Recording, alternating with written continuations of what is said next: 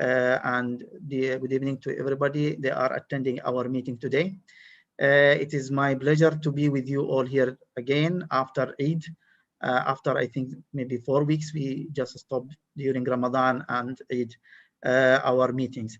And today we are going to have a very interesting and interactive sessions, and in a new way to deal and to expose or to present the topics with discussions. And I'm really, I feel proud that we are having a very eminent speakers from worldwide. I have my dear friends, Dr. Carlos Matthew, Dr. Ahmed Al-Khashab, Dr. Faisal Fayyad, and Dr. Stratus, and Dr. Grazia Bertelli. So I would like to welcome all of you. It's nice to be with us here today. And I would like, if you also a new way that I will leave 1 minute for everyone just to give a brief about himself and introduce himself. So it will be more better by his mouth that we are hearing what you want to say. I will start with yes, this is a very nice way, Dr. Faisal Fayyad. So you prepare. I know most of you well-known figures in the world, but also it's better to have some information. I will start with Carlos. Well, thank you, Mohammed, for organizing this with this kind of, impressive surgeons. My name is Carlos Mateo. I live and work in Barcelona, and now Barcelona and Madrid. And, I'm really enthusiastic, sharing with my friends, 1 hour and a half or something like this to discussing cases. Next would be, whatever you, Grazia, present yourself. Introduce yourself. So I think you didn't finalize. I think Dr. Carlos, one of the pioneer in vitreoretinal surgeon, and he is well known and he is having many things. So this is what I want to hear from you, Dr. Carlos. Anyway, let's move to Dr. Grazia or Dr. Faisal. Anyone just with them. Grazia, please. Grazia. Thank you very much for a kind invitation. It's really a pleasure to be with you and to share the opinion, my opinion, and to have a confrontation with you. I'm Italian and I work in Verona. And before working in Italy, coming back in Italy, I worked in Holland and in Belgium for a while. And I'm very happy to meet you virtual this evening, waiting for a live event. Thank you, Dr. Grazia. Dr. Faisal? Yeah, I am Faisal Fayyad from Amman, Jordan. I'm practicing at the Jordan Hospital, which is a very big private hospital in Amman. My main practice is in retina and vitreous. And actually, I should have thanked everyone before, giving this my short CV of mine. Thank you, Carlos, for your kind invitation, and Mohammed for your kind invitation as well. Thank you, guys, and I hope to see you soon in real life. Thank you, Dr. Faisal, but also I want to mention things that Dr. Faisal, one who has established the vitreoretinal surgery in Jordan, and I am proud that I worked maybe a very few times with him and learned from him a lot when I was doing my residency program. Even Dr. Faisal is not an old, he is just a young man. Let's move to Dr. Stratus. Good evening, everybody. I'm Stratos Gotzaridis. I'm based in Athens. This year, I conclude 20 years in private practice. I did my training in Moorfields in vitreoretinal surgery long time ago with Sven Gregor, which I'm proud of having him as a teacher. And then I moved to Boston 1 year with Don D'Amico, and then came back to Athens. I'm doing VR surgery. I'm delighted to be with you tonight, and I'm sure that I have more to learn than to present. Thank you to Carlos, and thank you to you and to everybody who were involved to organize this webinar. Thank you, Dr. Stratos. My dear friend, Dr. Ahmed Al-Khashab.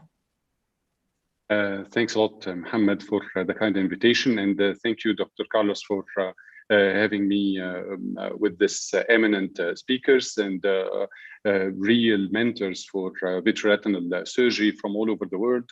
I'm Ahmed Al-Khashab. I'm from Egypt, a vitreoretinal surgeon, but I'm based in Dubai. I'm working in Eye Consultant Center in Dubai Healthcare City, mainly vitreoretinal surgeon, but I'm covering as well some anterior segment as a part of the job, as all of you.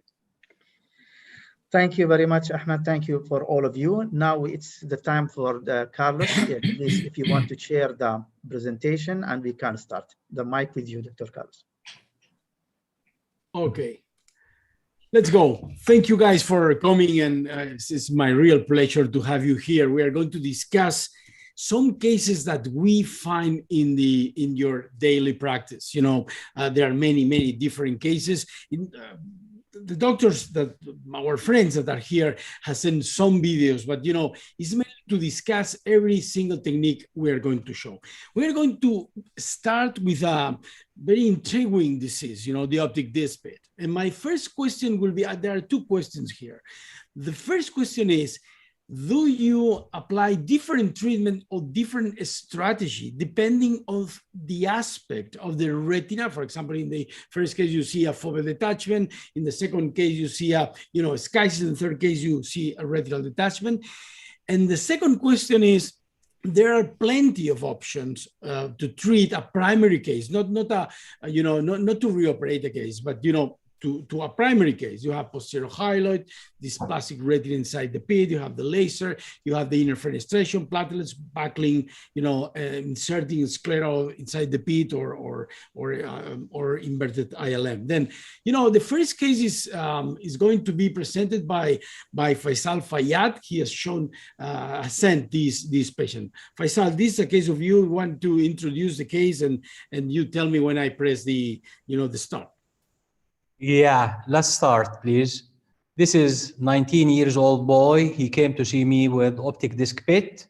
As you can see there, this is how I started the case, by detaching the posterior hyaloid. And this is quite old case, as you can tell from the video itself. There is some posterior hyaloid still attached. And I was discussing with Stratus the cases. He told me, well, peel the internal limiting membrane.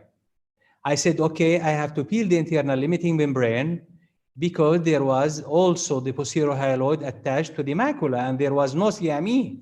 In this case, I could have inverted the ILM inside the pit, but I did not. And you see it there. Surgery is finished. And I just injected some gas. You see the pit and you see the case after ILM peeling. This is, and I asked the patient to stay in prone position for 2-3 days, trying to aspirate through the optic disc pit, the fluid, and more aspiration. And this is how it looks like before and after. It took a lot of time for the subretinal fluid to disappear. It took over a year for the subretinal fluid to disappear. Okay. Any comment from the rest of you? Any comment, Grazia, Ahmed, Stratos? I have some comments but Stratos, you may, Faisal mentioned you about the ILM, and we are going to talk about it. Well, my impression is that optic pits, there are more than the ones that create the foveal detachment. And the one that create foveal detachment is because there is a traction on the macula. And the traction of the macula creates a space where the pressure in that area is lower than the pressure into the vitreous cavity. Therefore, fluid travels from the central of the vitreous cavity through the optic pit underneath the macula. So once you destroy this traction and leave the macula, I initially did as Faisal used to do, as Faisal did. to place gas into the eye in order to push it, but it's not necessary.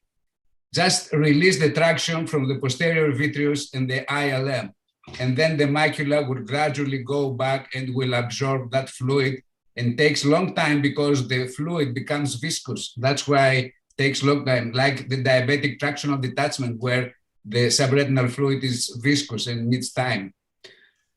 This is what I'm going to do. This is what I'm doing in all my optic pit cases. Great. Posterior vitreous detachment, ILM peel, and that's it. Okay. And actually, I was preparing to present a case of 5-year-old boy, the youngest ever published patient, where I did exactly the same. ILM peel, PVD, and end of story. And the boy now, it's after 10 years, has a vision of 9/10. Okay. Yeah. Grazia. Carlos, yeah, Go ahead. I don't completely agree about ILM peeling in the macular area. What I usually try to do is a fovea sparing peeling only in the nasal part, because indeed it is true, quite often there is obstruction and the retina is pulled inside the pit. But I don't like to peel the ILM over the fovea for both reasons, because these patients are usually young, and we know that years later we see not a nice aspect of the inner retina. So if possible, I don't touch the foveal area concerning the ILM, and also because sometimes you have a kind of external macular hole, and due to the traction in the nasal part, you can end up with a macular hole, full thickness macular hole. So I prefer to leave the ILM around the macular area. Ahmed, any comment? Any more comment? I agree totally with Grazia. I would do exactly as Dr. Faisal did initially, but now I'm doing a foveal sparing, and I'm trying to invert the ILM in the optic pit itself. Just giving an extra closure point for this pit. And I agree totally. Usually it takes very long time for this fluid to be absorbed. I don't have a lot of cases, but at least in my hand, they would take about 5 to 6 months to be absorbed totally. Okay, let's go for the second.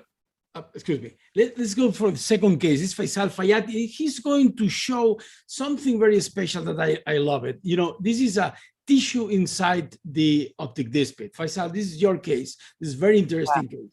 Yeah, 28 years old female patient. Can you start, please? Sure. And this is as a routine. I think this is 2009 I did it. And I'm showing this case because there was a negative pressure. There was that tissue going through the optic pit. In that space, you see it disappeared. Now I took it out of the optic disc. I take it out from the pit. There is CME, as you see there. And look at that. Look at that. What happens? There is negative pressure. It went inside, just like vacuum.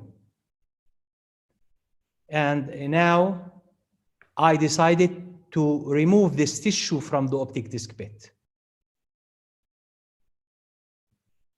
I went through the pit with this pointed forceps and remove it completely from inside the optic pit. See there? And since there was negative pressure, I decided to do laser on the temporal side of the disc in order, like a barrage, to make a scar. And actually, the patient did very well. This was, unfortunately, the OCT is not available. I changed my OCT a long time ago, and this was the Stratus from Zeiss at that time that I'm not using anymore, and the data disappeared. I thought that was very interesting case to show because I never saw a negative pressure in the optic disc. This is just one more proof that the fluid really, I think, It comes from the vitreous cavity through the pit underneath the macular area. And that's the reason why I applied this endo laser here. Great, great, Faisal. Let me show you my case just to say the same. Look at this. This is a case of mine. Look at the upper left. You can see this tissue that you showed. And there are many of these optic disc pits that have this tissue. And there are some papers reporting that this may be like a valve. Look at this. I'm doing the same as Faisal did. Look at this. Now I broke this. And look at the triamcinolone is entering in the subretinal space. And I'm convinced that the problem is a valve mechanism inside, inside the pit. And Thompson has published this many years ago. And let me now is your turn, because I think you showed something similar to this. This is your Carlos, case. do you drain? Because I've seen you. Let me at the end of these cases we can comment on this if you like. Okay. Let's go. Yeah. Grazia, this is your case. Yeah, I completely agree with what you said. It is necessary to remove the tissue inside the vitreous and the tissue inside the pit, but sometimes it's quite hard to remove Absolutely. it. Right. And so you see, I do the same. Well, in this case, we have an optic pit, but also an inferior coloboma, but it doesn't matter. There is a detachment, a posterior detachment due to the optic pit, and the area above the coloboma is still attached. And I see here, I try with a small forceps. I tried with a 25 gauge forceps and with 27 to go inside. But you see, it is very hard inside. So I was afraid to damage the neural tissue. And so what I did, I decided to go bimanual. You see, I pulled quite hard, but it was impossible to remove it in a safe way. And so I decided to put twin lights inside, chandelier, to be able to use bimanual technique. And then you will see with two hands, it is a bit easier to remove it. I grasp it with a forceps and pull back with the scissor. And so in this way, gradually, it is possible to remove the tissue inside, and finally I got it. And usually it is not necessary to use bimanual technique, but in few cases you have to do it if you want to remove the tissue inside the pit. My question is the same. It's wonderful result, Grazia. You don't you don't remove the subretinal fluid. You don't do a no. I've never done it. No. You've never done it. Okay. No, I've never done it. Yeah, but it takes a long time to Indeed. Fluid is so dense. It's a long time. Yeah, it is chronic. So sometimes you can drain a little bit, as we have seen from the optic pit itself at the end of the surgery during the air fluid exchange. But more often you really have to wait months, sometimes even up to 1 year. The interesting thing is that when there is no exchange, when the pit, so to speak, is closed, then immediately the visual acuity goes up. So sometimes you have 20/20 visual acuity after 1 or 2 weeks or 1 month, while you still see subretinal fluids. And this is very curious, in my opinion. Great. Stratos, that's for you. What about the internal limiting membrane here? This is a case of mine. This is a case of mine. It's 20 years ago. 20 years ago. You see the OCT. Definitely ILM pill. You peel the ILM? Yeah. Okay. No, I don't. Yeah, correct. Okay, then yeah, it happened to me, and How long did the patient posture? No, he did perfect. No. This is a long-term, schisis, and maculopathy, but I remove the ILM and the patient position face down and and the macular hole open, because in the upper OCT the thing we are seeing is an open hole. You only have the internal limiting membrane there. Well, I reoperate the patient. Let me tell you one thing. Imagine this case, 2 optic pits, okay? And you have this superior retinal detachment here. You don't remove the subretinal fluid because, if you put gas in this eye, you are going to have all of these fluids in the macular area. None of you, try to remove the subretinal fluid? In no case?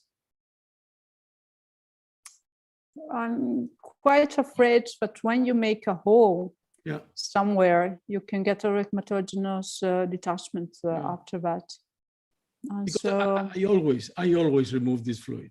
Always. Through the optic pit? Through the optic pit? No. Let me tell you one thing.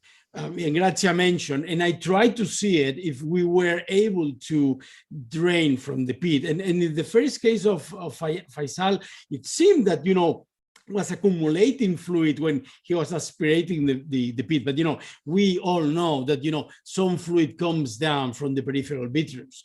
Then it's very difficult. I tried to know it, but, it's very difficult to really say that you are, draining this. I don't know it. But for me, in my opinion, from time to time, but it is one case out of 10, you can really see the drainage of a subretinal fluid. If you have a large neuroretinal detachment, you can really see that it flattens, and you see the fluid aspirating. But I think only in very particular cases you get it. Yeah, but Gracia, it's so difficult because you are under air.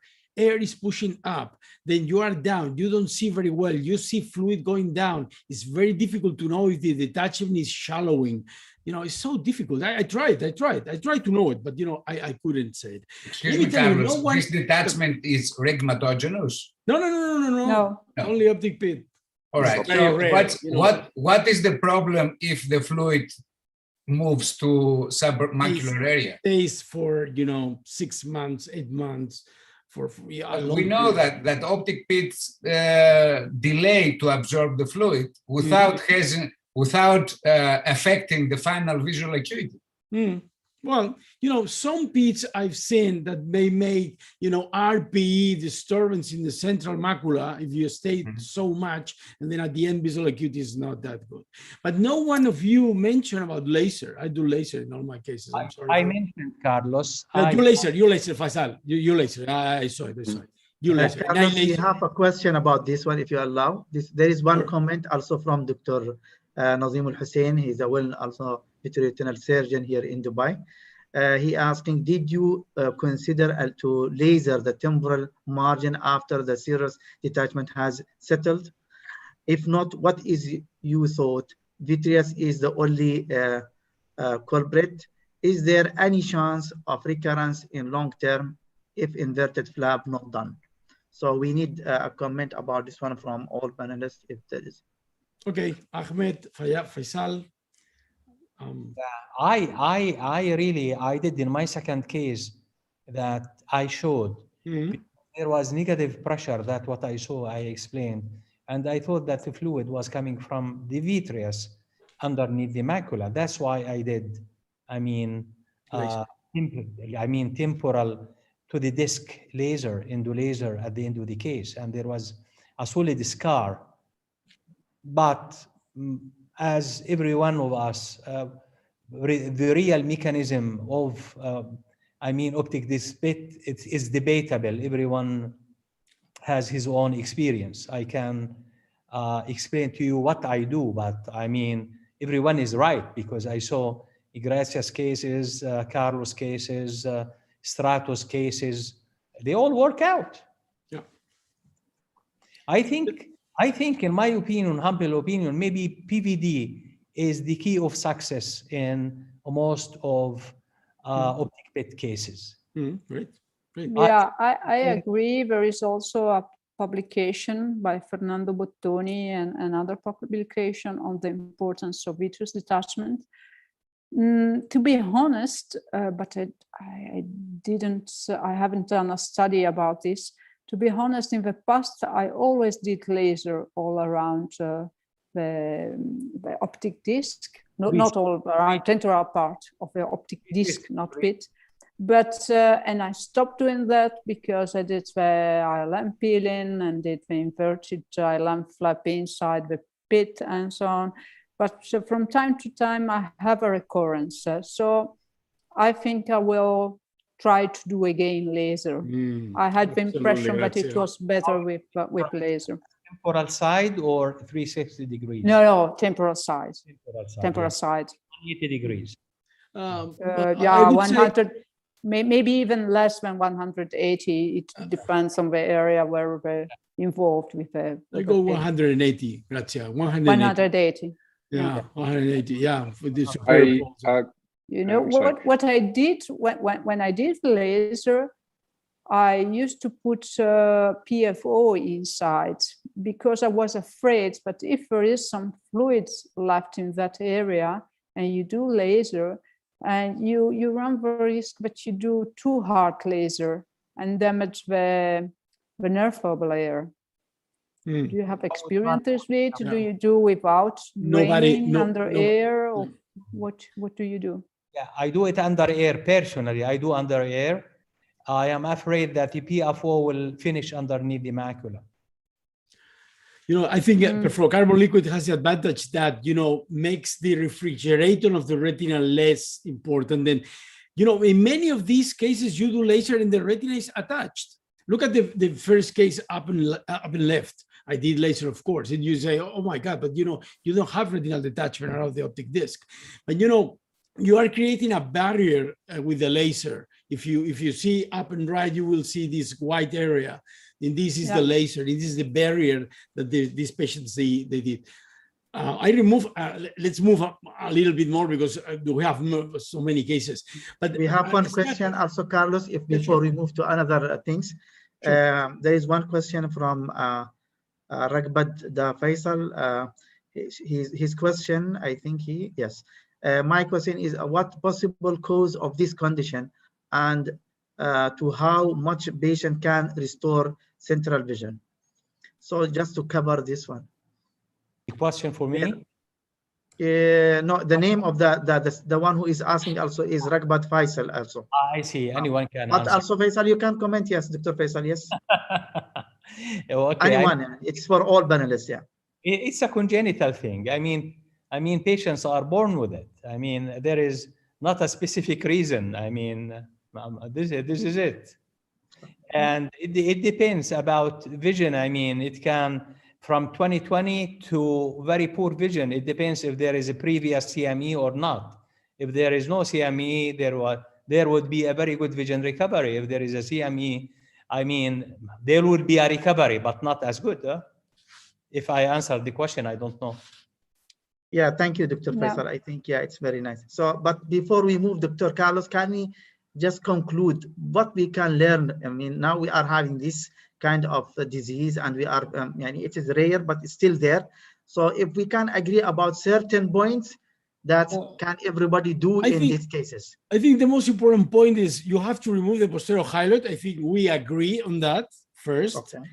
The second is that, and Grazia mentioned this, and perhaps Stratus is not, you know, he doesn't agree, but you know, laser works. Faisal do the same. We may discuss about, you know, if we remove or not the fluid. I prefer to remove it. Other doctors prefer don't touch the subretinal space, but I think it shorten the evolution. But you know, again, it's a disease that we don't know many things, and don't start with, putting, the sclera inside the pit as a first surgery. I think you agree with that. Yes. You know, more simple is better. Absolutely. Okay. Carlos, how about, okay, Carlos? One question, please. What needle used to drain? Was it the needle? 41? No. I use the 41. I bent it a little bit, and I go in the subretinal space. I don't remove all the fluid, but I remove a large part. If you put perfluorocarbon liquid, as Grazia mentioned, you push the bubble in the inferior part. You tilt the eye a little bit down, and then the fluid is pushed a little bit up. And then you go there, and then you aspirate the fluid and do laser. We're talking about the arcades.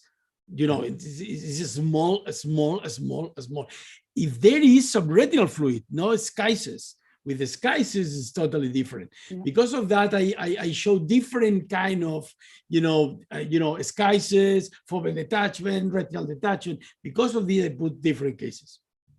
So for schisis, do you do ILM, foveal sparing ILM? Me? No. I don't see the ILM. I don't understand. I haven't seen, why. Some cases I do the nasal side, yes.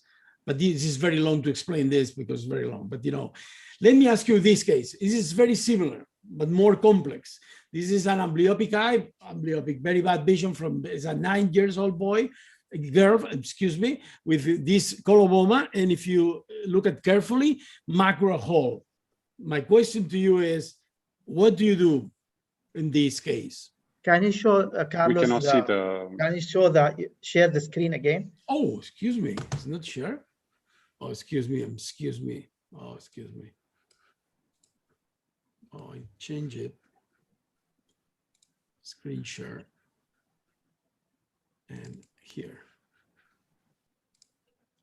You see it now? Yeah. Yes. Perfect. Look at this, Macular Hole. Then, the distraction, and Grazia, what would you do in this case? Oh, it is, but there is also an optic bit because this is a coloboma. This is a big coloboma. Oh, it is a big coloboma. And very irregular, wall here.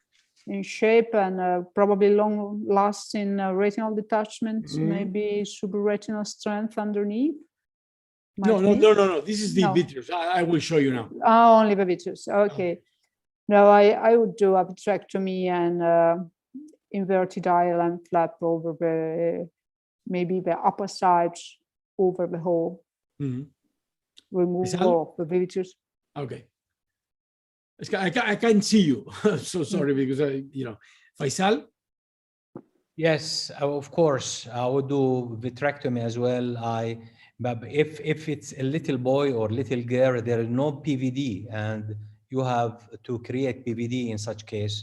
And definitely, I would maybe if there is a chance to make drainage, but I'll do it slowly through the macular hole, not with high pressure. Then I would, invert the ILM flap. Okay, Ahmed. I would do the same. I would do a vitrectomy, create PVD and ILM flap, but I would extend the ILM. So I usually do multiple ILM flaps, and I would extend the ILM to prevent any epiretinal membrane to develop later on. Okay, Stratus?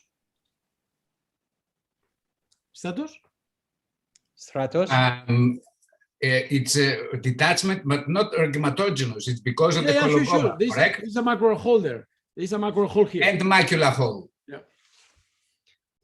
All right. Okay. Let me show you. Show you. This is the macular hole. All right. Yes. Okay. Yes. Then the problem of these cases is that it's so irregular, the area where the macula is. So a very irregular wall, then it's not a normal case. Then I aspirated, I tried to do this inverted ILM flap, to put it there, but was so difficult to maintain the flap there. And at the end I did laser around, and at the end, I put this, and let me show you. I did 360, a stupid thing, forget it, because there was no break in the periphery. But, at the end, it ended like this, 2400 vision, the eye was calm, it was perfect, all the retina was attached. But, only I wanted to show this irregular part of this coloboma. These are very difficult. In some cases, you cannot see the hole. That was before of the era of autologous retina graft on the macular hole. Right? Well, I was asking you because I wanted to know if someone of you would treat this with an autologous retinal graft, but I didn't do it. I didn't do it, and I did before cases of retinal graft, but that was so irregular that at the end I decided not to do. Look at this. Let me share with you this case. I operated on this boy in 1999, and was a retinal detachment, high myop, amblyopic eye, 3 breaks or 4 breaks. This is the draw of the surgical procedure. In 2017, the patient said, okay, I think I have lost vision, 20/125 and macular hole. My question is what to do. Faisal, this is your case. This is a macular hole with disguises. Faisal, explain your case. Yeah. This is 45 years old female lady.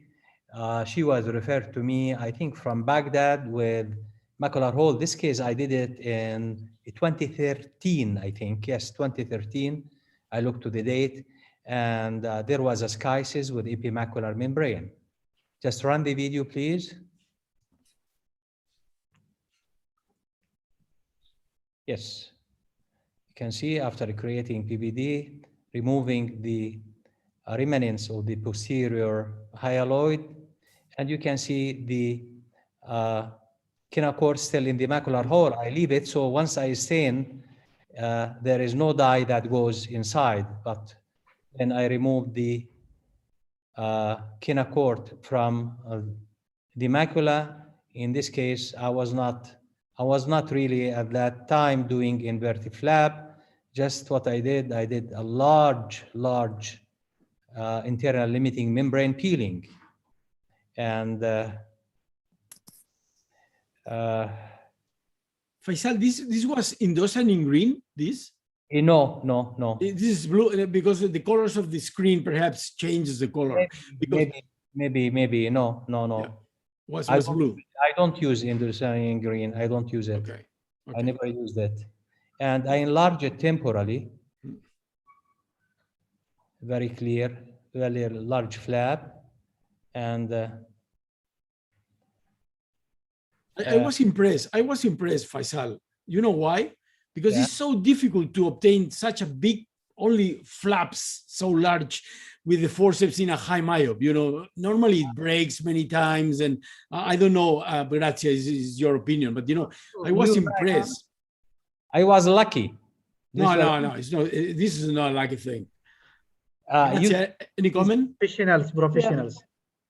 Yeah, he's No, a professional. I agree with you. Usually in myopic eyes, it's very difficult to remove the ILM. Sometimes it's very difficult to find it, really. And then you have illumination problems because there is not too much pigment. And so you have reflection of the light. You need to turn down the intensity of the light.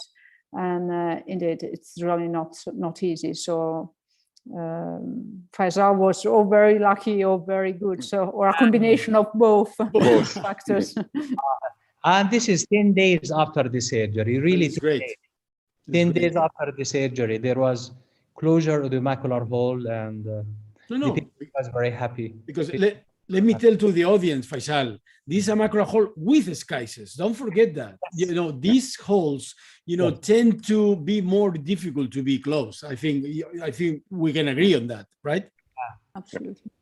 Yeah, absolutely. And the result is wonderful. Stratos, Ahmed, any comment about this? Do you agree with everything, or? I would agree with you that it's really difficult to peel the ILM, it tears. And I would agree with Grazia that an additional difficulty on that is that the lack of RPE. You don't have the contrast to see the ILM. And I think it's the only reason that intraoperative OCT needs to be in the theater. For these cases, it's absolutely necessary to have an intraoperative OCT to guide you and to navigate to you how to peel the ILM. I agree. But in my experience, to be honest, the intraoperative OCT sometimes it doesn't have the right resolution, enough resolution, usually to guide you. Because the resolution is lower than the normal regular OCT, and then you have a staphyloma from time to time. This is the reason why it is difficult to get a good picture, a good resolution. So that means that you have experience, you have tried that, right? Yeah, I tried it. I don't have it usually, but I've tried it, and it is it is not so easy. It depends on how myopic the eyes. So we are going to keep struggling, right? Yeah. Yeah. So I think in such cases, staining and restaining as well sometimes can help, because sometimes I would lose grasp of the ILM. I would not be able to see it clearly, and I would really want to see how much and the extent of the peel that I did. And in such cases, I would rather do an inverted flap that would add to the success rate of such closure. Absolutely. But definitely, Dr. Faisal is. What I said, I did it in 20,000. Yeah. In this case, I did not do really restaining because I was sure that I peeled.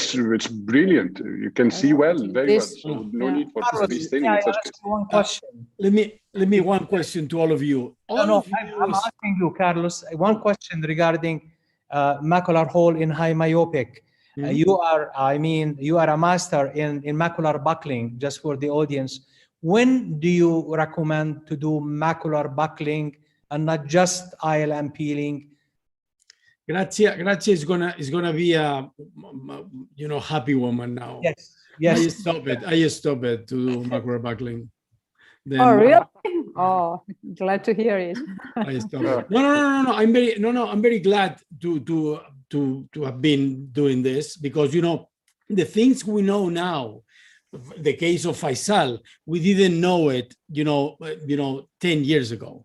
And this is a very long history, but I close holes that previously have failed. Then now we know how's the vitreous. Now we know to stain 1, 2, 3 times, and now we know how to be sure that you make an inverted flap. We know many things now. Then we have the total retinal graft, but we'll speak about it. Let's continue now. Ahmed, you send me a big no, it's not a high myo, but it's a big macular hole, and then explain out your case. So this is a 59-year-old female. She came complaining of drop of vision in the right eye, and the vision is 2400, as if I remember, and the left eye was fine. So in such cases, I usually do combined phaco-vitrectomy, because eventually the cataract will progress anyway. And in such cases, we can run the video, Carlos, please. Sure. I start like Faisal, just with triamcinolone, just to stain the vitreous and create PVD. And then I use dual membrane blue in all cases, so I do not shift actually the stain. And in such case, I start using multiple inverted flap. There is actually not a good stain. Some areas are patchy because maybe there was still remnants of the vitreous, but with inverting the flap, you can see that you can get a very good image of the internal limiting membrane. It started temporarily, and I do multiple flaps. Maybe it is not shown here, but I do not reach to the edge of the macular hole, and then I invert and trim. And after this, I enlarge my peel outside of the area of the flap to extend it till the arcades to prevent any traction on the edges of the hole. Sometimes, because in most of the cases, they usually close very well without any recurrence or so. That's basically it. I'm not touching, I'm just on top of the fovea, just to make sure that the flap is on top of it. Great. And I think we can see the post-op image. Absolutely, we can. Absolutely. This is a nice picture, Ahmed. This is a full, all the lines are there. The retina seems fine and perfect. It's a wonderful result. Which dye did you use? Which dye? It's a dual membrane blue from dual membrane, trypan blue and brilliant blue. Okay. Yeah. Okay. Let me continue. Do you have any comment, Stratos, Grazia, Faisal? Any comment from this case? No. Great surgery. Oh, interesting. Perfect. Let's go. Let me ask you about this. Some holes, and Grazia is an expert in that. In high myopsy and no myopsy, you see this tissue over the hole. How you remove this? Because sometimes you stain, you see nothing. Now staining is in a high myop, it's very difficult to grasp. You see this, the brights in the macular area, but you don't see blue. You stain once, twice, 3 times. How you remove this fluffy tissue that Grazia reported with Parolini and Haritoglu some years ago? How you try to do this? Because no staining.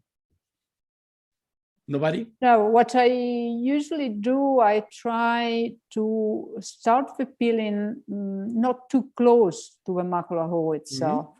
And so usually if you go peripheral enough, let me say in the midline between the fovea of the macular hole and the vascular arcade, you can grasp some ILM, real ILM.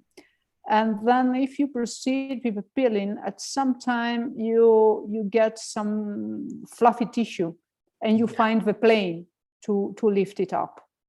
Okay. And great. This may be a trick. No, it's perfect.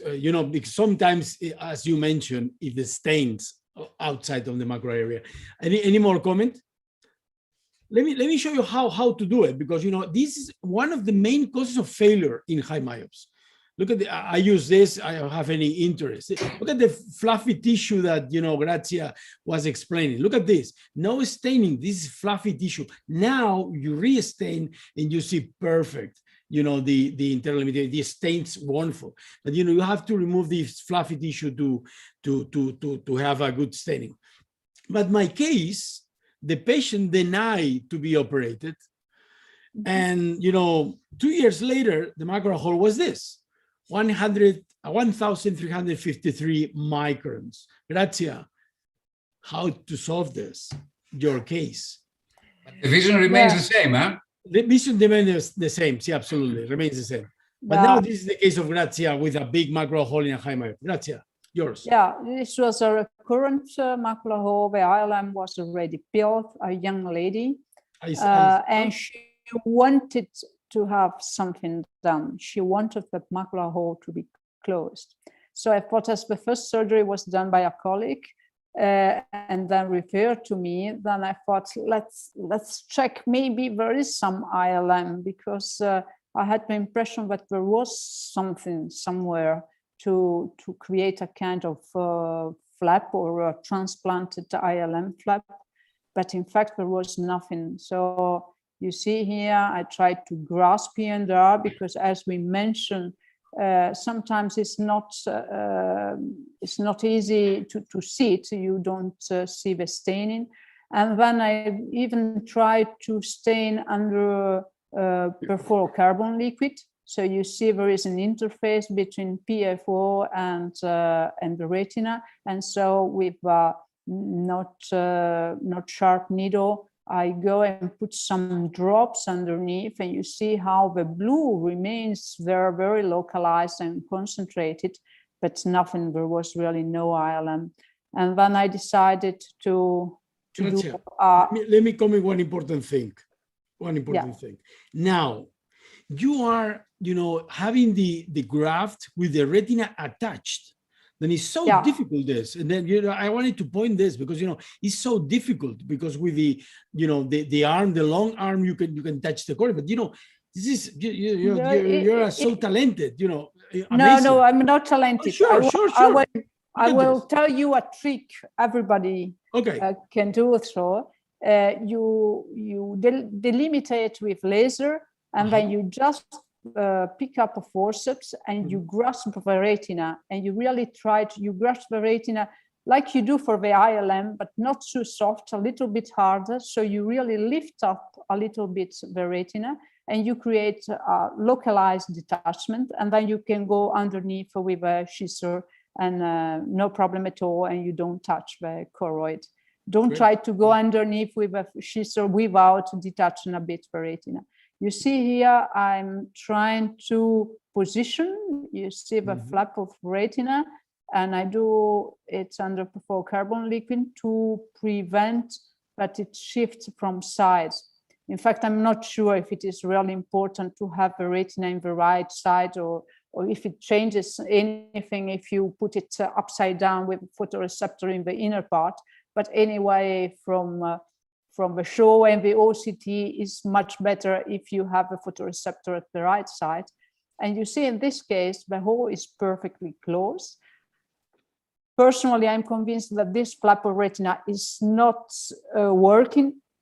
It's working like a plug, but it has no function. But anyway, the patient, after 1 month, recovered 0.2 visual acuity from counting fingers. It's not too much, but as she is 40 or if even less than that, she is happy with our visual acuity, regained visual acuity, and he has the impression that there was some recovery of stabilization of the situation. Great, this is marvelous. Let me continue with my case, because we are going to see many things, and at the end we discuss this. Okay. At the end, the patient had detached retina and a big macular hole. Then, Stratos, what do I have to do? That's your case. Well, I had a case similar to you. He came originally with macular hole and retinal detachment. And I normally do, let's pause it, please, a little bit. It's paused. Yeah. So in the first case, I did extensive ILM and put gas inside in order to close the hole and to reattach the retina. Let's start now. But he came back with, again, retinal detachment, no ILM peel on the 2 edges. And you saw it was the bubble there. So I decided to go straight for the autologous retinal graft. I went it and I extended the ILM peel as much as I could during the second operation with a stain, and then laser under air.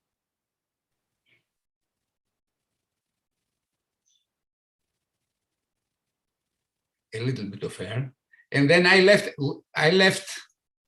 the graft to slide on the macular hole, because the eye had the staphyloma and the fovea, it's on the lower part of the staphyloma, so gravity will do the job. I didn't want to manipulate the graft in order not to damage it, and I left the gravity to do its job. And this is the result a week after the operation, and then the vision, and this is at the end, almost 3 weeks after the operation, totally reattached, and the vision went up to 1/10. I think the graft works. As Grazia said, I don't believe that the graft takes part to the visual function, works mainly as a plug, and the vision improves in comparison with the size of the initial hole. So the smaller the hole, the better the vision. And I think the vision stays there. The problem, the good thing is that we need to fix the retinal detachment initially, and then the macular hole. Perfect, Stratos. Let me show the last slide of this group. This is the patient at the end, and I did the same as Stratos. We do different. Because of this, I try to show you this in small seconds. the retina was detached. I didn't need to detach. I put the flap inside the hole. You know, Faisal is going to comment on this because he always is aware about the photoreceptors. Laser and the perfluorocarbon liquid, and at the end, the patient, you know, macular hole is closed, has silicone oil, and vision went to again 125. The same as you. I think that, you know, this is a plaque more than really a functional retina. Faisal, that's your turn. Comments on that, because you are not so, convinced of that technique. Oh, no. I'm convinced that this works. But I do the same. I just cut the retina at the edge of the retinal break whatsoever anteriorly. If there is a retinal detachment, I try not, to slice it over the surface of the retina. I just do it manually with two hands. One with the forceps, and I have another forceps in the other hand. I just push it downward over the macula, because there is no way that you can do it without damaging the photoreceptors and the RPA over the macula after the arcades. Okay. Or there is, big chance that you make damage to the photoreceptors and RPE. If there is no retinal detachment in that area, if the retina is attached, it's very difficult not to do any damage in that area. Great. Ahmed, any comment on that? I agree totally. I didn't do actually autologous retinal graft, but I would be inclined to do it whenever I had a recurrent large macular hole like this.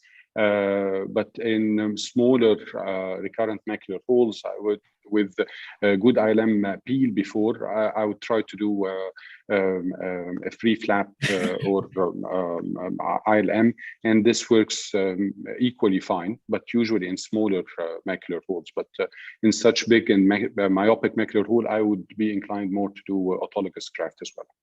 We may agree that in this kind of case, the most important thing is to reattach the retina, to have the patient with, some function. Is that right for all of you? Yeah, Okay. I completely agree. I wanted to add, I think there is also a question about it, amniotic membrane. Amniotic membrane is another tissue that you can use. There are, in my opinion, a couple of disadvantages. First of all, you have to, usually we don't have it in our OR, so we really have to order it in advance, and it is quite pricey. And second, it is a quite rigid material, and so it doesn't fit very well inside the hole. You need more manipulation than with retina, and so I think it is, I did it a couple of times, and then I switched to use retina plaque if necessary. If you can find somewhere some ILM, then it's very, very nice. But sometimes you really, in some reoperation, you really have no ILM left, and then you need to use Great comment. Great point. Okay, let's continue. Carlos, we have few questions before you move to the next. Sure. Okay, maybe one of them related to the first part. From dear Dr. Safwan Al-Bayati, he's having a question. What about temporal laser before pars plana vitrectomy? Temporal laser? You mean about the bit? Yeah, we are talking about the bit. Yeah, optic piece. Is very. The effectivity of this is very poor. Why? Because you don't have it refrigerates the liquid that is under the inside the retina, refrigerates the laser. And the effectivity of this, in my hands, in my experience, is very poor. But if Safwan has tried it and works, in my experience, it works in few number of cases. Is there any comments from any other one? Any other one want to comment about Dr. Safwan?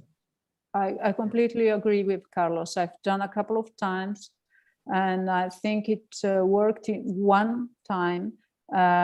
Because usually there is the traction of the vitreous is still there, and it's very difficult. I even tried with injecting a gas bubble, and position the patient, and then do the laser to make sure there was not too much fluid.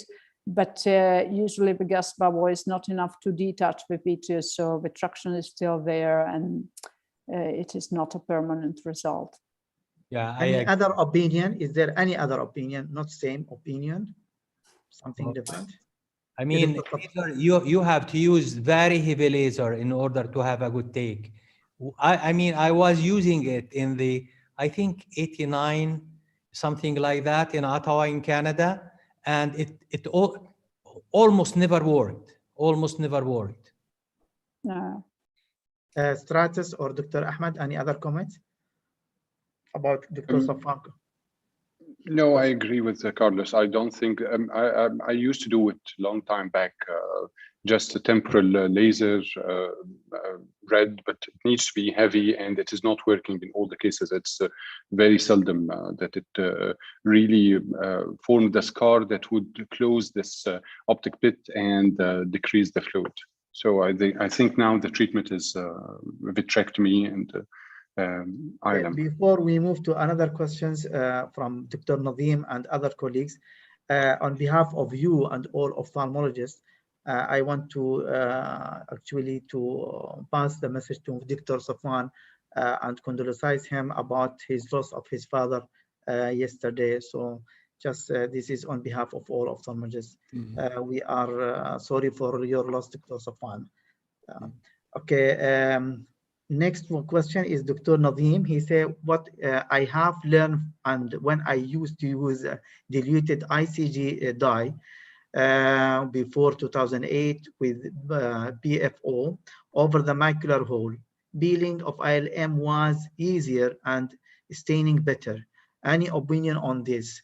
This is what he is saying about the ACG. Then he said, since 2008, I have been using BBG, but I still love diluted ICG dye. So if there is any comment about this one, we can go fast.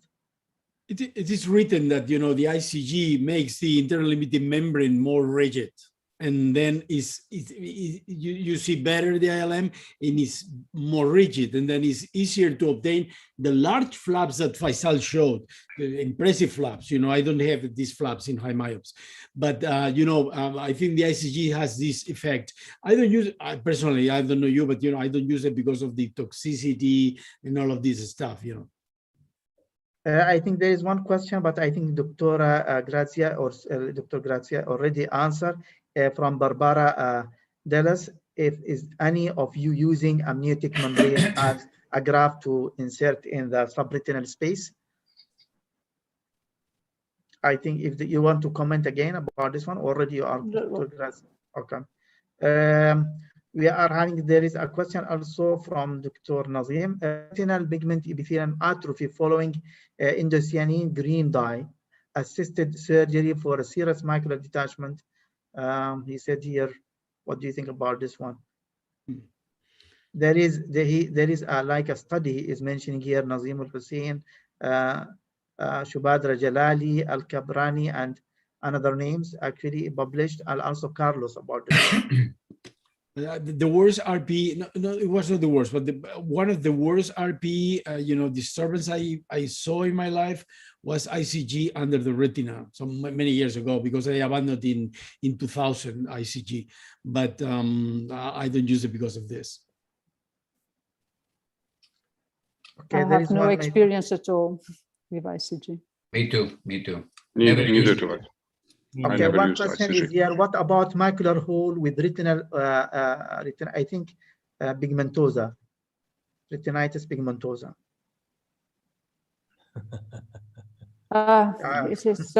It is an important question, because sometimes you have a macular hole and retinitis pigmentosa, but when you do ILM peeling in retinitis pigmentosa, usually it ends up with a damage of the neuroretina. So it depends on the situation. I usually tend not to treat it, because in majority of cases they do have a relatively low visual acuity anyway. I've done, to be honest, with a good success of good recovery of visual acuity in one case of a patient with a pretty good visual acuity and then sudden loss of vision, and then he recovered quite good after the macular hole closure. But you really need to evaluate what the preoperative visual acuity was and the risk of surgery, the risk of ILM peeling, and discuss with the patient. Fully agree. I have the same case, the same, absolutely. Mm-hmm. What about phototoxicity, guys, in RP patients during surgery? Do you consider that as a major risk factor? You know, the surgery takes by light, or no, I don't think that the light exposure is a major risk factor, to be honest. I think it's more of a manipulation and the ILM peeling that can damage, because you get the same problem if you do it for macular edema in retinitis pigmentosa, for example. It is very rarely an indication for surgery. Even if you see some macular puck or some epiretinal membrane and macular edema, usually it does not work very well, in my experience at least. Is it different between a full thickness macular hole or partial thickness? I mean, I'm talking about retinitis pigmentosa still. Yeah, I usually don't do surgery in a lamellar hole or pseudo hole or something like this. I only consider it in full thickness macular hole. Okay, I think in specific retinitis pigmentosa. In other patients, of course, I do also in lamellar hole, but not in retinitis pigmentosa. Okay, Carlos, we can proceed. Yeah, I think okay. For the time being, we finished most of the questions. 2 questions in this case, 2 questions. First, and I want your answer. First, do you do ILM sparring or do you cross the fovea? No problem. You know, in the literature, you can find both ways. And second thing, you leave something in the eye at the end of the surgery after doing your vitrectomy. We're talking about the right eye, okay? The image in the left. Grazia. ILM sparring or not, what do you leave inside the eye? Yeah. They are myopic eyes, I guess. Yeah, sure. Yeah, always fovea sparing, because I'm really afraid of macular holes in these cases. Probably you don't need to put any tamponade, but I usually use air. Perfect. Faisal. I use air just in order to close the sclerotomies to make sure there is no leakage at the end of the case. But it's not necessary at all, I mean, to do a total exchange in air, just to make sure that you don't have post-operative leakage. ILM sparring? Yes. ILM sparring. Stratos. ILM sparring, gas or nothing? ILM peel and nothing if I don't create a macular hole. If I create a macular hole, I put gas. But I do vitrectomy and PVD exists. There's no need to do PVD, but I peel ILM. And if I don't have a macular hole, I leave it as it is and it absorbs by itself. Perfect. Ahmed, ILM sparring and gas, or what do you do? ILM sparing and gas, yeah. And there is retinal vitreous cases. So what PVD is always questioned. So to stain with the triamcinolone and double stain again to make sure that you actually did a total PVD before going ahead and staining the ILM. Let me show you my case. You know, I did, you know, because if you look at the literature, you will find that gas, you know, or no gas is, you know, it doesn't change anything. And in one paper says that, you know, if you put gas, be careful because you can have more complications. Look at my case is this, and this is surgery. I'm sorry for the quality because it's very poor. I don't know, the camera was, you know, in good setting. Look at this. I'm going from the periphery to the center, non-crossing the foveal area. I'm going to go faster, okay? Here, and I don't try to cross the foveal area. I fully agree. I carry with low cutting rate and low aspiration, and I leave this. I leave this and nothing more. I don't try to go just to the fovea to peel the ILM. Okay, I leave it like this, and I put gas in the air, only air in the eye. Wonderful result. You know, there was one paper published that said that, you know, if you put air or gas in the eye, you will have, you know, a longer time schisis, and you will have a higher risk of macular hole. You know, I have two in 10 years, but, you know, always think about that you may have a macular hole after this. This patient didn't want to be operated again, but what would you do in this case? Grazia? No, I would Piero, you left the ILM not to the edge of the hole, but yeah, a real fovea sparing. So I just would peel up to the edge of the hole and do an inverted ILM flap. No, but the ILM has been removed, except in the around the macular hole. But you know, you see in down. But don't you think that it is enough? Excuse me? Don't you think it is enough what you left? I think it was enough, but you know, now I don't see it now. You mean you go to the border and you put it inside the hole, okay? Yeah, I just stain again. If it's the case, you... They catch it. Okay, yeah. I got it. Faisal, you?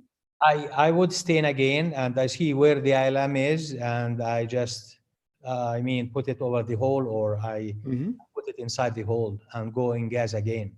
Great. Ahmed? Yeah, exactly the same. If not, I would do a free flap from the periphery. Yeah. Okay. Stratus? What is the size of the macular hole? Are these three are the same or different? No, it's the same case. It's the same case. The same case, because the top one is smaller, the middle one it's larger, and the lower one it's again. What was the size of this? No, look at this. Let me explain you. In the top, this was described by Kuno and Tano. When you have schisis, you know, the macular hole, you know, is not that big. But, you know, when the inner retina tends to go to staphyloma, it opens. And the second row is a 6 millimeters scan, and down is 9 millimeters scan. Because of this, you see that, you know, perhaps the staphyloma is more. This is a problem of the cirrus, that, you know, the proportional image is different in size and 9. Okay. But, you know, macular hole is around 700, something like this. Okay. Well, I have tried in myopic macular holes also. I tend to do fluid gas exchange in the office, and ask the patient for a strict face down position for a week and maybe longer. And holes tend to close. I mean, I have nice OCTs to show you that holes sized 600 and 700, after reposturing, they close. Right. And actually, I had a case which closed 3 years after the operation. Wow, it's a miracle. This is a miracle. This is a miracle. Excellent, and the vision improved. Honestly, right. That lady had in both eyes macular holes, the long-standing, and I did the operation the same time in both eyes. The fresh one closed, the second one didn't close, and the lady didn't want to face down again. So she denied, but then 3 years later, she said, let's try it, doctor, and the hole closed. Anyway, I will try the in-office push-pull fluid gas exchange, and if it will not close, I will go for ILM searching in the periphery to plug the hole. Great. Then we agree perhaps, you know, ILM sparring would be your more safe. And, you know, and perhaps we don't need gas to put in these kind of cases. We may agree in that? Yeah. I wouldn't know about whether gas would be the main problem causing this one paper saying macular hole. Yeah, I know, but you know, it's a long time to explain why, but you know, I think perhaps was the gas what happened, because there is no, I don't have any other explanation. Okay, but let's move. You have a patient with a retinal detachment and luxated lens, okay? Then what's your next move? Then Faisal, your second case, your third case. Let's go. Yeah, this is a young boy that he came to see me. He had, you can see there is a valve inside the eye, glaucoma. cataract surgery before and luxated. He came to see me with severe hypotony and total retinal detachment. I started by reformation the globe by injecting BSS. Can you run the video, please? Yes. This is giant retinal tear, and this is the IOL that is luxated. Of course, you don't go and take the IOL right away. You have to free the IOL from all its attachments. And you have to stabilize the posterior ball before deciding to remove the luxated IOL. Here I remove the ILM under heavy liquids. And once I stabilize the retina, I remove the IOL.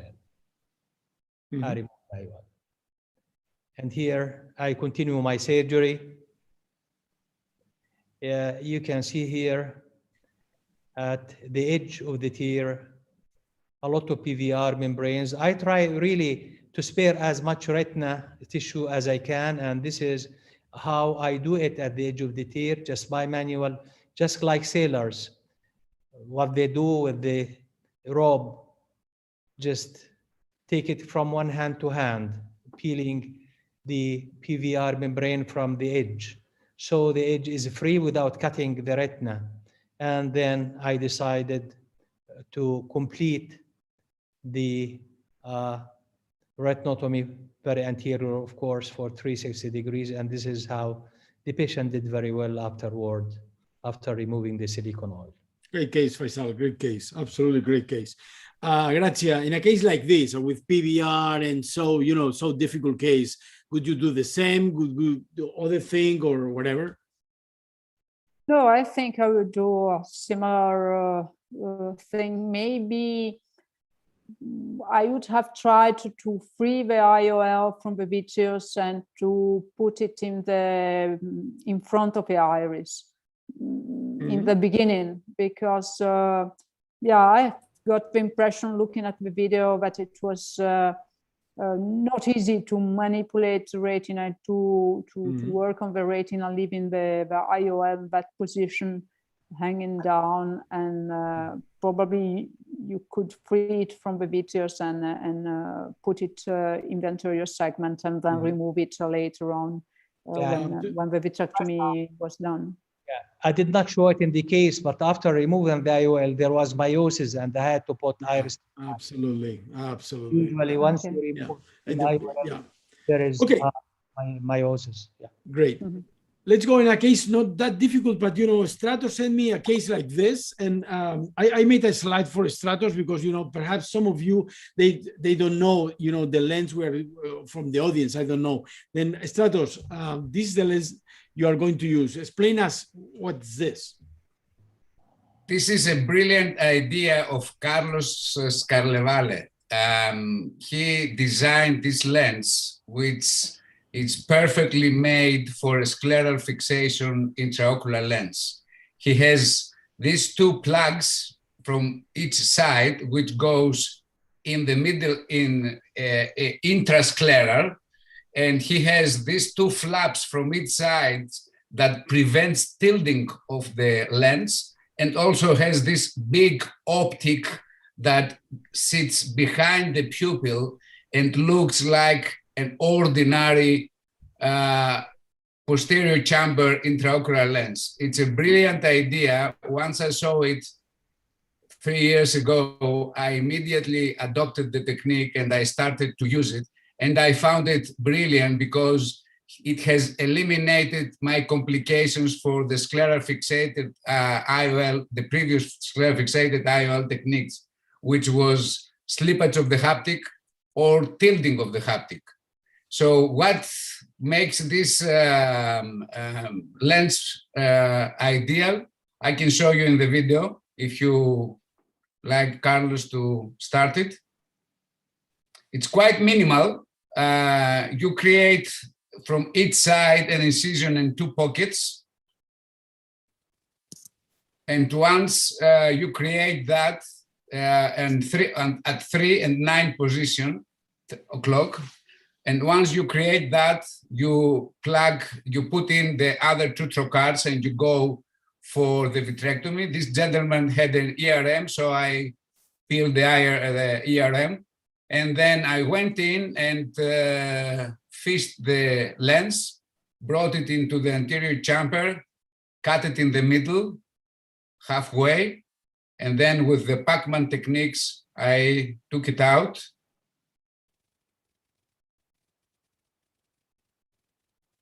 And once the lens is out, I placed in the cartridge the Carle-Valle intraocular lens, injected into the eye. It's nice to have these specially made Dorks forceps which are curved in order to grab the first plug. And once you grab it, you pull it out from the nasal side.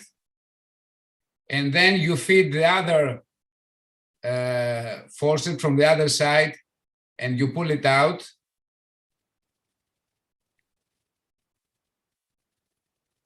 And finally, you place the 2 ears of the plugs into the scleral pockets that you have created. And that's it.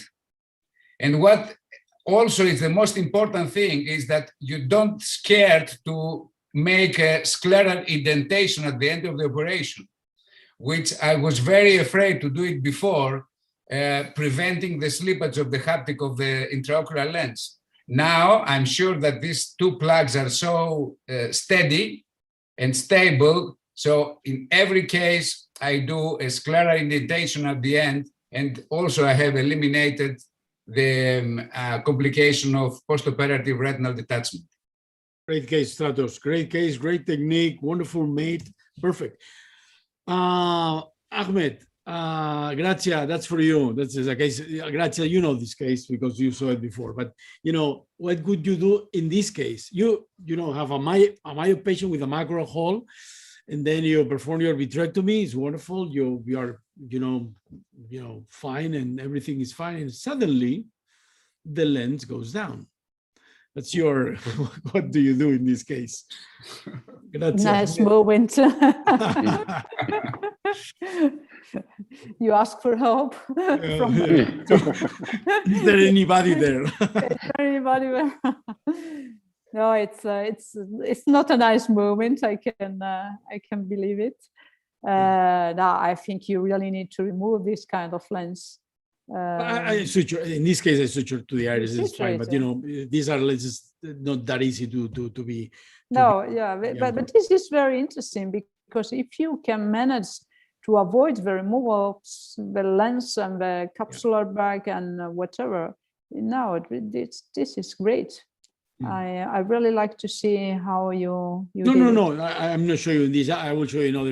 You are not going to show. No. I showed it in Barcelona. You don't remember. Yeah. This is the case.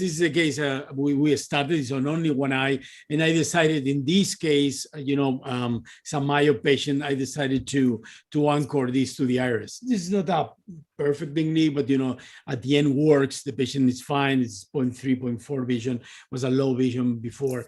Then it's a Down syndrome, and it's fine. This is another way to do it. At the end, you prefer the technique you master the most, and this is one technique you have to know. Let me ask you. We change the topic. Look at this. High myope, 35.57 and 35 point something.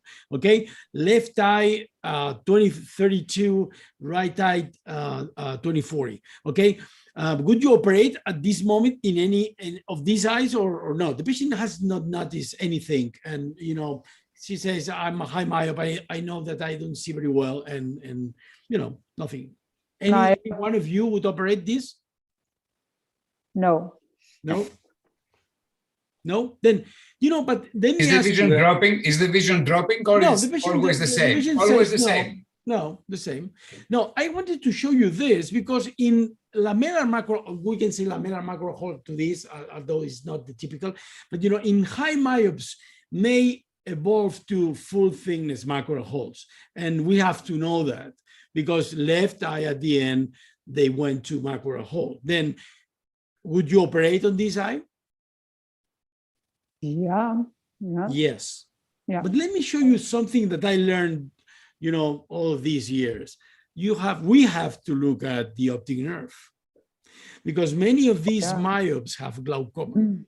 And then now it was only for the young people. When you see a high myope, even if it has a macular hole, it's very important that you look the optic nerve and the pressure, and to be sure that the patient has, not so bad, visual field, because you know the phenomenon that you operate on them and then the vision drops down. Fortunately, it was not the case. We could, close the macular hole in the left eye. Now, the right eye, would you operate on that eye? Is a 20/40 vision. This is stable. 20/40 is stable, or This is stable. This is stable. Yeah. yeah. I would have said no, but you show us that it can improve. Yeah, no, because the other was macular hole. Oh, that was the other eye. I thought this it was is the lamella macular hole, post-op. and I didn't operate on the right eye. No, stable, and I would not operate. Absolutely. I thought it was the pre-op and post-op visual absolutely. minorities is the right and left eye. Okay. No, I agree. Good topic now. Subretinal hemorrhage, age-related macular degeneration patients. Okay, look at this. Carlos, right eye. Carlos, can we stop in this? Sure. Please? Sure. And we have few questions before we move, and maybe we can also finalize these things later in another webinars and divide it into 2 parts. What do you think? Oh, yeah. Because we are already 1.5 hours. We have a few questions, so we can answer it. Then if there is a time, we can go, because this one, I think it will take another 15 minutes if you start, right? Okay. Okay, there is a question from also dear Dr. Safwan. He is asking, he is putting BFO on the macular hole can prevent retinal pigment epithelium from trapping blue toxicity when doing ILM peeling. And the other question, is trapping blue toxic to the macular retinal pigment epithelium? I start. Perfluorocarbon liquid helps to avoid the contact of the RPE with the dye. It can help. And I think that trypan blue, it's my personal opinion, that trypan blue is more toxic than only beryllium blue. Then when I have macular holes, I only use, a beryllium blue. Okay, is there any other comments, or it will be the same from other panelists? Same. Okay, we have here also one question. Your experience in the treatment of macular edema following retinitis pigmentosa. I think it's something a little bit different than what we are talking, but it's also related to retinitis pigmentosa. Grazia, you mentioned. As I said, I think that in the majority of patients with retinitis pigmentosa, surgery doesn't help, even if you see some epiretinal tissue, epiretinal membrane, unless there is a really significant traction. But it is an exception, because usually macular edema is correlated with a disease, with a retinal degeneration.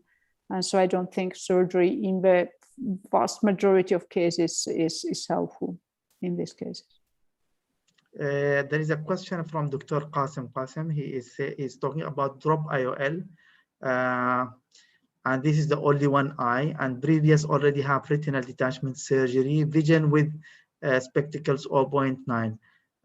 Would you leave it alone or remove? Stratus. The lens has to be removed. Never leave a floating lens into the vitreous cavity. I mean, it's going to harm it. There is a paper published back in, I think, 1987 or 88, saying that the 30% of the dislocated floating lenses into the vitreous create retinal detachment. 30%, it's a big number. So you have to replace it.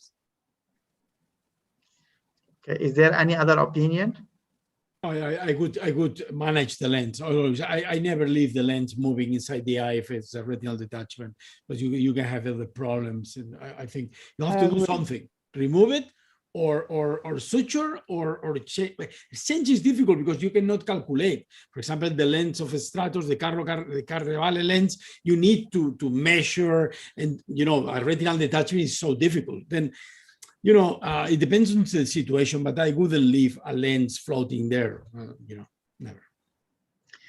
Maybe the last question. Okay. Yes, Doctor, sorry. No, I agree. I would remove it. Okay. There is one more question. Is having a serous retinal detachment, is ILM peeling versus burst plan vitrectomy the answer? No initial conservative measure like laser. If yes, when do you go for surgery? Repeat again. I lost it. I missed it. I'm sorry. I missed it. Well, I think this one is talking about the whole what we are talking about previously. Having a serous retinal detachment.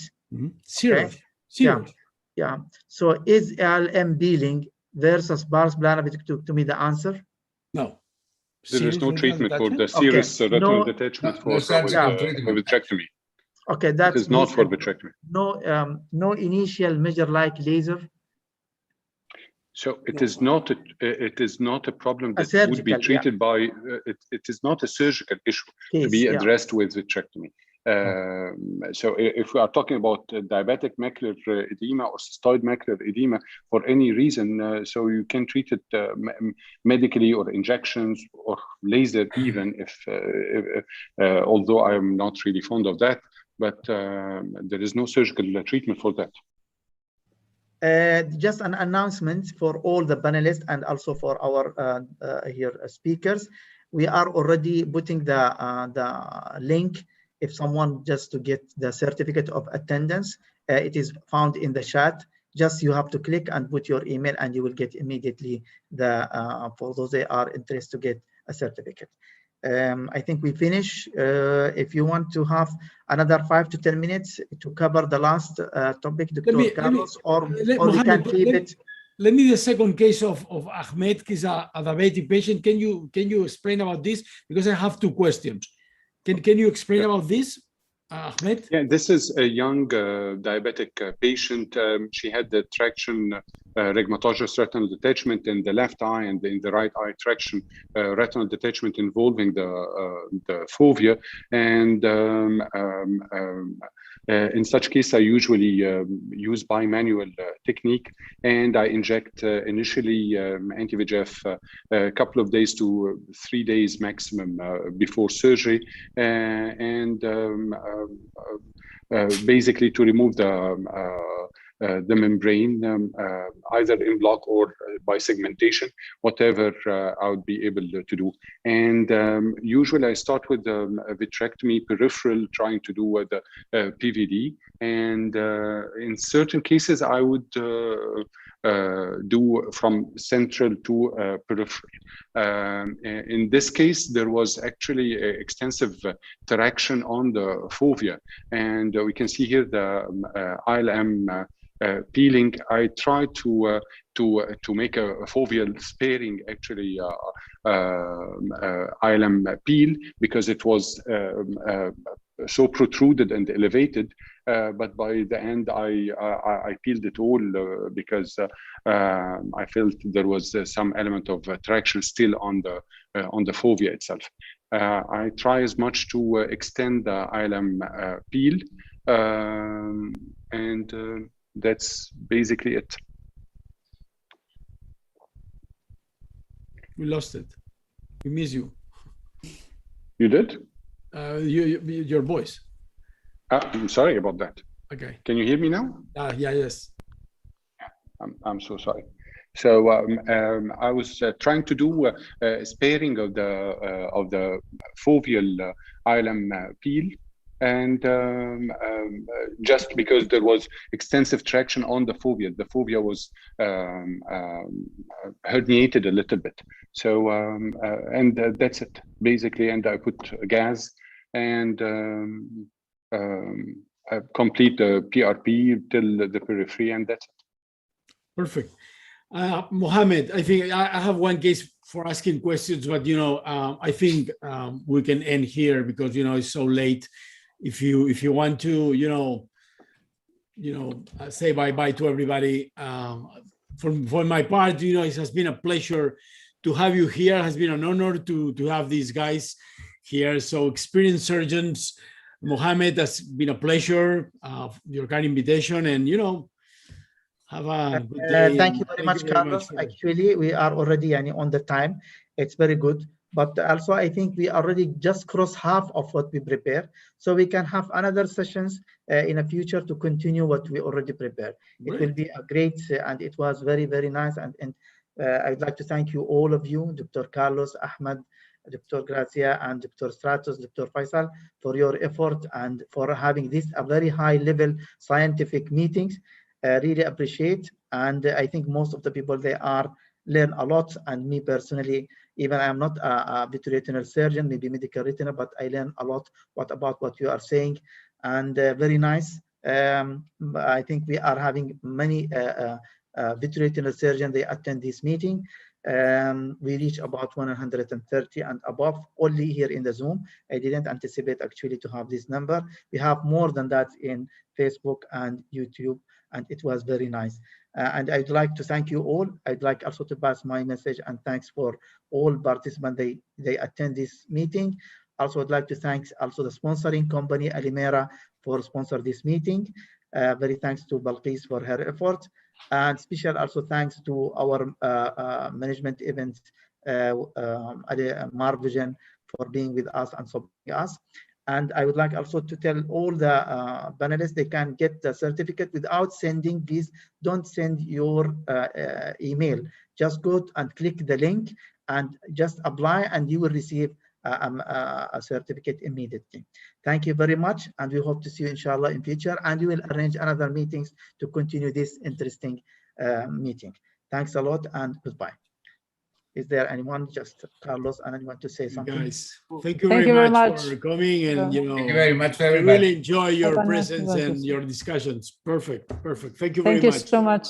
Have a nice weekend. Thank you. Thank you very much. You too all. Bye, everybody. Bye-bye. Nice weekend. Bye-bye. Bye. Bye.